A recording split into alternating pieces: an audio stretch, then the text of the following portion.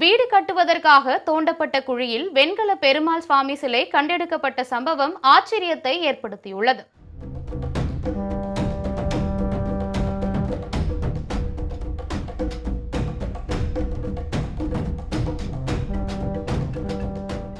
பெரம்பலூர் மாவட்டம் ஆலத்தூர் வட்டம் மருதையான் கோவில் பகுதியில் குடியிருந்து வருபவர் பாலச்சந்தர்.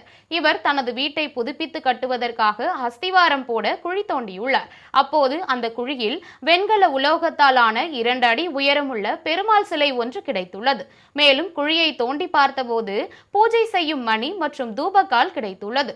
இதுகுறித்து குன்னம் போலீசார் மற்றும் ஆலத்தூர் வட்டாட்சியருக்கு தகவல் தெரிவித்ததன் பேரில் சம்பவ இடத்திற்கு வந்த அதிகாரிகள் பூமியிலிருந்து கிடைத்த உலோக சிலை மற்றும் பொருட்களை ஆலத்தூர் தாலுகா அலுவலகத்திற்கு கொண்டு சென்றனர். மேலும் இந்த சிலை எப்பொழுது தயாரிக்கப்பட்டது, ஏன் அப்பகுதியில் பூமியில் புதைக்கப்பட்டுள்ளது என்பது குறித்து வருவாய்த்துறை அதிகாரிகள் மற்றும் போலீசார் ஆய்வு மேற்கொண்டு வருகின்றனர். பாலச்சந்திரன் வீடு கட்டுவதற்காக தோண்டிய குழியில் சாமி சிலை கிடைக்க பெற்றது அப்பகுதியில் பெரும் ஆச்சரியத்தை ஏற்படுத்தியுள்ளது.